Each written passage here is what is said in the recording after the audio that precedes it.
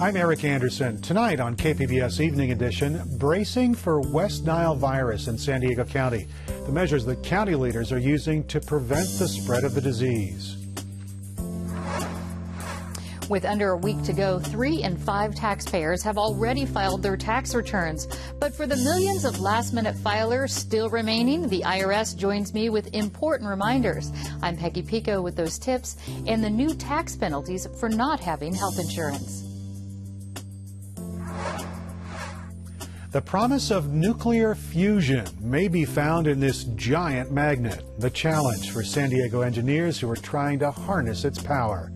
KPBS Evening Edition starts right now.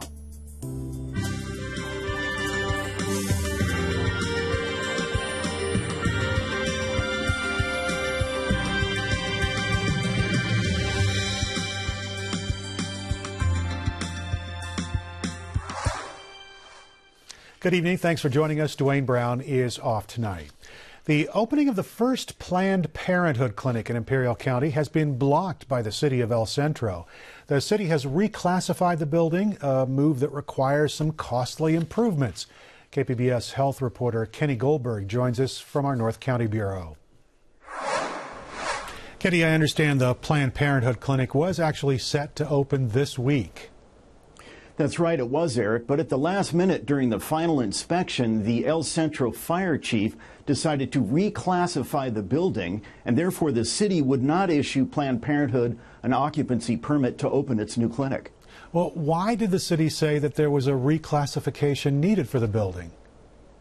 Well, the El Centro fire chief told me that when he did the final inspection, he decided to reclassify the clinic more into the category of an outpatient surgery center. So for Planned Parenthood to meet that classification, they'll have to add a fire suppression system and other costly additions to its current operation. And what do the folks at Planned Parenthood have to say about all this? Well, the Planned Parenthood officials are really upset. They say this reclassification thing is just totally bogus, and they say the city is just responding to pressure from some people in the Imperial Valley who just don't want a Planned Parenthood clinic to go there at all. It would be the first Planned Parenthood clinic in the region, by the way. So Planned Parenthood officials are just steaming about it. So what's next? What happens now? Planned Parenthood says it's considering suing the city to force it to issue an occupancy permit under its past classification so it can open and do business. So we'll have to keep an eye on what happens in the next couple of weeks. KPBS health reporter Kenny Goldberg. Thanks, Kenny. Thank you. San Diego County leaders are calling on the public to fight the bite. They want residents to protect themselves from mosquitoes and to help prevent the spread of West Nile virus. Vector control workers at the Otay Valley Regional Park Ranger Station showed off ways to prevent the spread of the virus, from spraying chemicals to stop mosquito eggs to putting mosquito-eating fish into ponds. Last year, 11 people in San Diego County were diagnosed with the disease. 2 of those people died. We've used helicopters to drop granular larvicide, which is harmless to people and pets, but deadly to mosquito larvae, on more than 40 waterways around the county to control mosquito populations. We've scheduled to do our first drop for 2015 later this month. County supervisors say they also want people to report neglected pools of water and waterways that are neglected, which could become breeding ground for mosquitoes. Paper or plastic? That question now obsolete at grocery stores in Encinitas. A plastic bag ban started there today. It also covers the communities of Cardiff, Leucadia, and Olivenhain. Shoppers will need to either bring in a reusable bag or pay 10 cents for a paper bag at the store. Some stores were offering a coupon for a free reusable bag. It is the second plastic bag ban passed in San Diego County. Solana Beach had the first back in 2012. More than 100 ordinances banning plastic bags are in effect around California. A statewide ban on plastic bags was passed last year. It was supposed to start in July, but opponents collected enough signatures to put the matter on the ballot in 2016. There is a new warning today for the state's biggest power utility, Pacific Gas and Electric. It comes on the heels of a $1.6 billion penalty that California regulators levied against PG&E this week.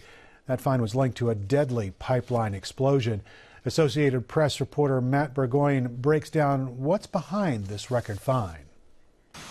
Pacific Gas and Electric Company has been penalized $1.6 billion for a 2010 gas explosion that killed 8 and destroyed more than 36 homes in suburban San Francisco. The California Public Utilities Commission voted 4-0 on Thursday in favor of the penalty against the energy giant. The penalty comes as the state's top regulator, Commission President Michael Picker, has called for a larger review that suggests PG&E could be broken up.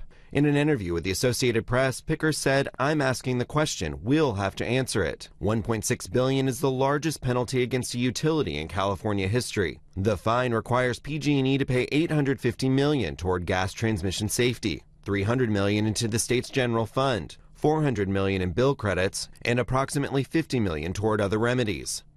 Federal investigators faulted both PG&E and lax oversight by the Utilities Commission in the 2010 explosion in San Bruno. The explosion led to state and federal investigations into back-channel dealings between PG&E executives and the Commission's former head, Michael Peavy. No results from that investigation have been announced. Matthew Burgoyne, Associated Press. Pacific Gas and Electric says it will accept the penalty without appeal, and the utility pledged to make its operations safer. CEO Tony Early released a statement saying the utility was deeply sorry for the explosion. There are more signs that California is bracing for an intense fire season this year. CAL FIRE crews have already responded to nearly 150 wildfires across the state, and that's just since the beginning of the year. Fire officials are beefing up staff earlier than normal. Part of the reason is the state's drought emergency. Several areas are seeing record dry conditions. Firefighters say they expect this year to be a busy one. What's really important to note, though, is that even though the potential is there because of the drought, conditions are dry, they're ripe for wildfires, 95% of the fires we respond to are caused by the activity of people. That means almost every single fire is preventable. So we're really trying to hope and educate people that, yeah, the drought's affecting the grass and the vegetation, it's leading to more fires, but we as Californians and visitors to California have the biggest role in preventing them. Firefighters are reminding homeowners to make sure there is at least 100 feet of defensible space around their homes. They say the defensible spaces help protect firefighters. A new ad hopes to shake up efforts to protect the state's water supplies. Saying the state's water distribution system is outdated, experts say that an earthquake would actually force a shutdown of the system and leave millions without access to water. The group Californians for Water Security produced the video. They say it's time to get that system fixed. We're in the midst of a drought. We need something that will secure our water supply, that will capture water during good years. So during the bad years like this year, we actually have something to go back to and to rely on. Water experts say damage estimates from a major earthquake could soar into the billions. A new study says more than 80% of Tijuana police officers acknowledge some level of corruption within their department. KPBS Fronteras reporter Jean Guerrero says low morale and other factors are partly to blame. Today, the University of San Diego's Justice in Mexico project released the results of the largest study ever done of the Tijuana police force. Of the 80% of police officers who report corruption in the department, 1 in 4 says the corruption is extreme. 40% of the surveyed officers think corruption exists at all levels of the police force. 28% says it exists in leadership. The Director of Justice in Mexico, David Shirk, says the corruption problem may be tied to the way promotions and raises are determined in the department. 32% of the officers said connections, rather than merit, determine whether someone moves up in the ranks. Shirk says the lack of a merit-based system hurts morale and may be contributing to corruption. Moreover, salaries are relatively low, even for Tijuana. The most well-paid police officers reported getting the equivalent of less than $8,000 a year. Yet most of them, 61%, have to buy their own equipment, including bullets, boots, and other parts of their uniform. They are also twice as likely to have a college degree than those in other cities that have been studied, such as Guadalajara or Juarez. Most of them also reported looking up to U.S. police forces. Jean Guerrero, KPBS News. Anti-tobacco advocates are lighting up some new laws on cigarettes. One bill being considered would raise the cigarette tax to $2 a pack. It would be the first tax increase on cigarettes in 20 years in California. Another bill calls for new regulations for e-cigarettes. The industry is currently not regulated. Sales of e-cigarettes among young people are skyrocketing. If passed, it would regulate e-cigarettes in the same way that cigarettes are regulated.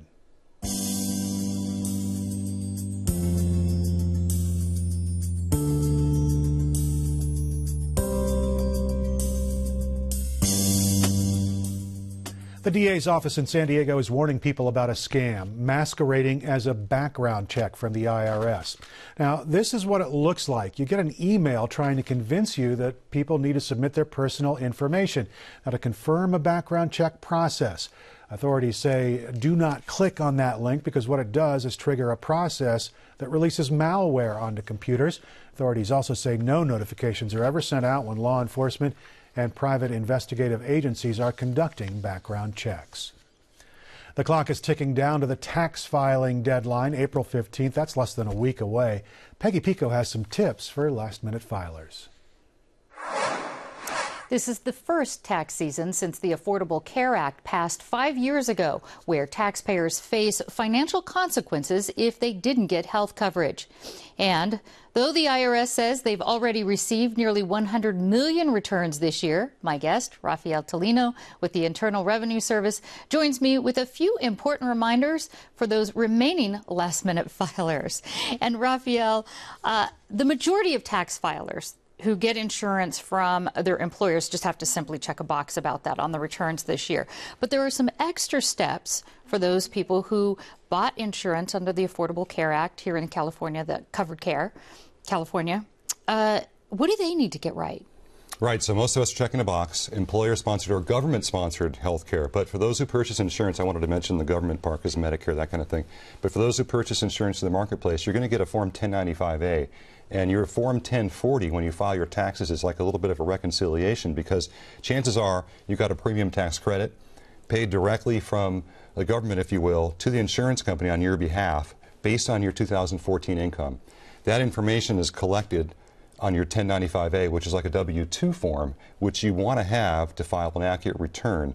And chances are the reconciliation comes from having maybe a little much or a little less in terms of the amount you got based on if you had an income change in 2014. So it may affect your refund or your balance due depending on your change in income. So those are the kinds of that kind of a thing. So use that form to make sure that your income is right. But what about the first time people who are I want to say this is the first time that uninsured people, right, actually face penalties from the Affordable Care Act if they don't, if they didn't get insurance. If you didn't get insurance and you could qualify for an exemption, of which there are many. The IRS has many exemptions, so does the folks at healthcare.gov, the folks who are administering the Affordable Care Act. If you don't qualify for one of those exemptions, then you may have to make a shared responsibility payment for not having insurance. And if you have to do that, then that's done basically on, I think it's line 61 of your Form 1040 is where that payment would go. And how much payments are we looking at? So generally speaking, it's $95 per adult. I think it's half of that per child. In fact, I know it is, $47.50, right? Or 1% of your income above the filing threshold, whichever is greater. I see. How is the IRS going to then collect those fines? Are you going to be billed? Is it going to be taken out of refunds? How will you collect them? Like what you just said, it goes on line 61 of your Form 1040, and it's going to affect your refund one way or another, and most people get a refund. And what if you owe those taxes then? Are you going to, how's the IRS going to collect then? Well, the fines? Well, via your tax refund. I see, yeah. I see.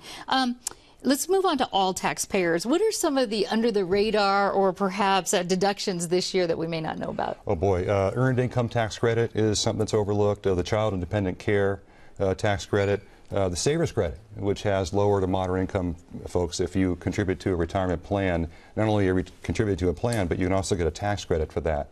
There's tuition and fees deduction. In fact, there was a whole bunch of deductions and credits that were extended right around Christmas for 2014, which we're filing for. So bottom line is, whatever tax deduction and credit you're eligible for, legally, of course, you want to take to lower your bill. Now, you said that you expect about 30 million people still to file in the next by the 15th? Oh, yeah. You know, about a third of all volume comes in April. So you get a lot of folks filing early. They want to get the refunds and such. You get a little bit of a letdown in the March months, and then April picks up again in mass in terms of a lot of folks getting it done last So minute. what about those folks that just can't do it? Can you still file for an extension? Yeah, of course, easy to do. Software or 4868 form, it's a little form this big, takes you 2 minutes to fill out.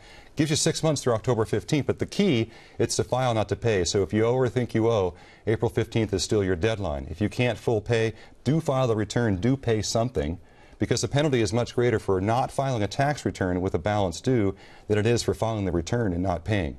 You know what I mean? I see. So do file the return, do pay something, let the agency know, hey, I'm trying to take care of this, here's the amount I can pay, let's set something up, we'll work with you there. But file the return if you have a requirement, of course, and that way down the road it's a lot less painful, if you will, in terms of penalties and interest that can accrue. Yeah. No, we just heard tax season is a time that seems to attract scam artists. What advice can you avoid from being a victim of somebody who's trying to go after tax returns? Oh boy, just be careful, be vigilant out there with your information. Just like anything else, taxes is part of it, right? Be careful with information. For example, we're not calling you out of the blue in this phone scam, demanding taxes be paid a certain way, threatening arrest, telling you to go out and put taxes on a prepaid debit card, that kind of thing. That's kind of pervasive and around. But anything that raises your antenna, just be careful with your information as a consumer, as a person, as a taxpayer, because, yeah, there's a lot The IRS doesn't call you. No, the IRS is not calling or sending you an email. All right. Doesn't call, doesn't email. So that's good to know. If that happens, it's not it. We'll have to end on this. Where else can you get some tax filing help at this last minute? The best place to go is irs.gov. Go online before you call or go in line in an office. Believe me, it'll save you some time. All right. Rafael Tolino with the IRS. Sure. Thank you so much. You're welcome. Californians scramble for ways to decrease water consumption. Neighborhood groups cry foul as a nonprofit pushes development projects while resisting public oversight. And conflict of interest accusations dog a noted environmental attorney. I'm Mark Sauer. Join me for the KPBS Roundtable tonight at 8:30.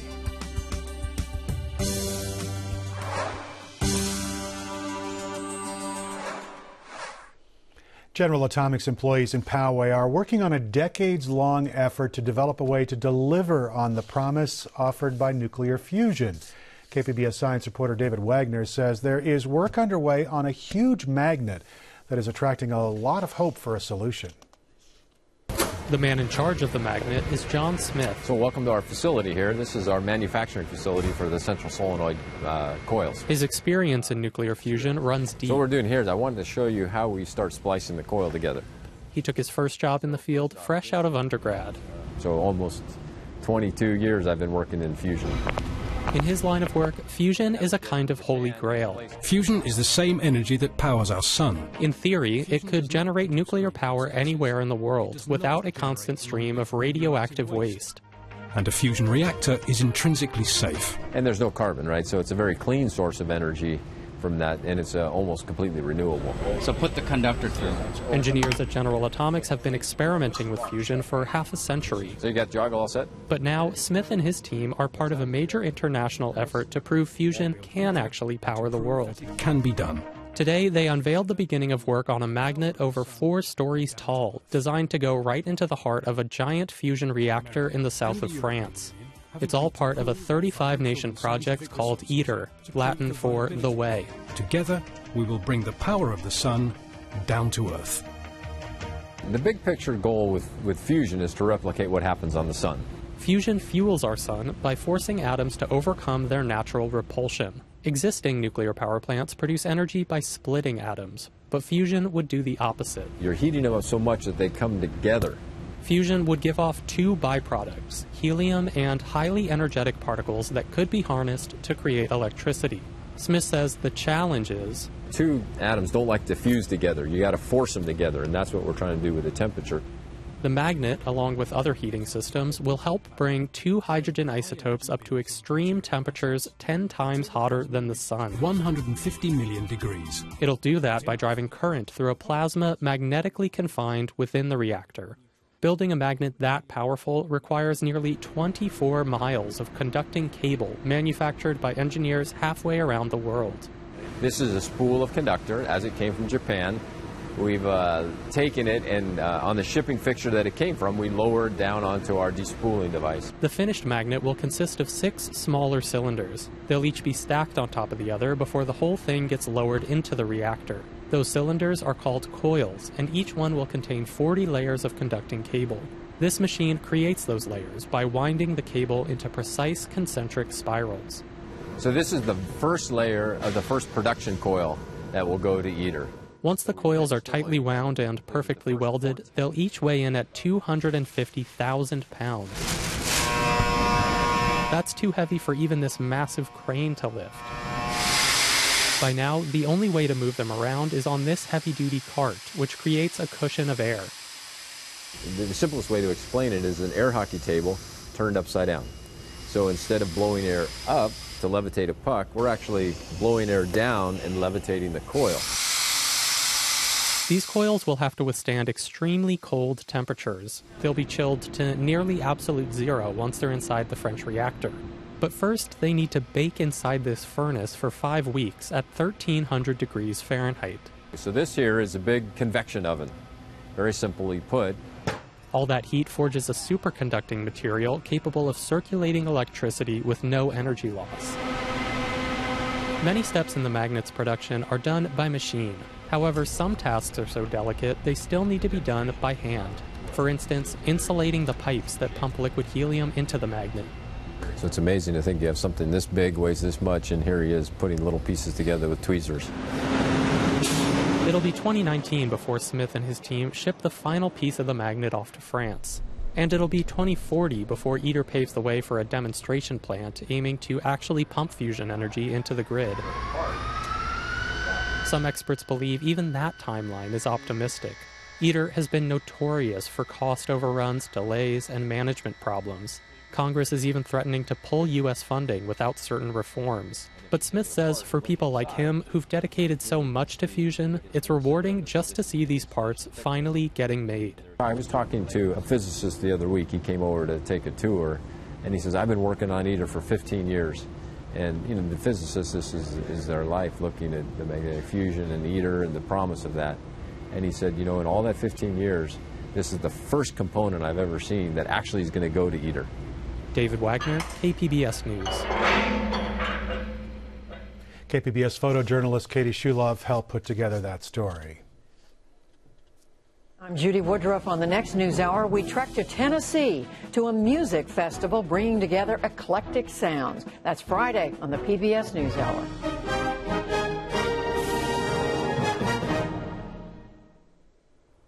The cure for a deadly infection may already be inside the body. Now, every year, nearly 500,000 Americans become infected with a bacteria that's known as C. diff.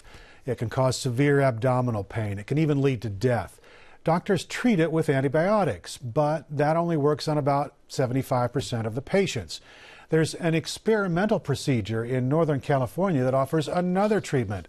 What doctors do is they make pills from stool samples so that more healthy bacteria get to the affected digestive tract. And they hope these pills could be used to cure other gastrointestinal infections in the future.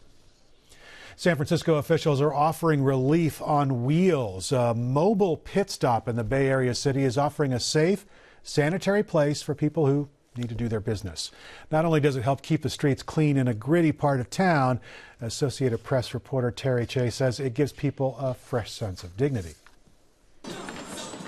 In this gritty corner of San Francisco, it's where you go when you've got to go. These mobile restrooms are helping solve a major problem in the Tenderloin, a neighborhood known for crime, homelessness, and unsavory smells. It's not a place to use the bathroom if you're homeless and don't have no money. You can't go in and no place to use the bathroom because they want you to be a customer. The pit stops arrive at 2 o'clock in the afternoon and stay open until 9 p.m., 4 days a week.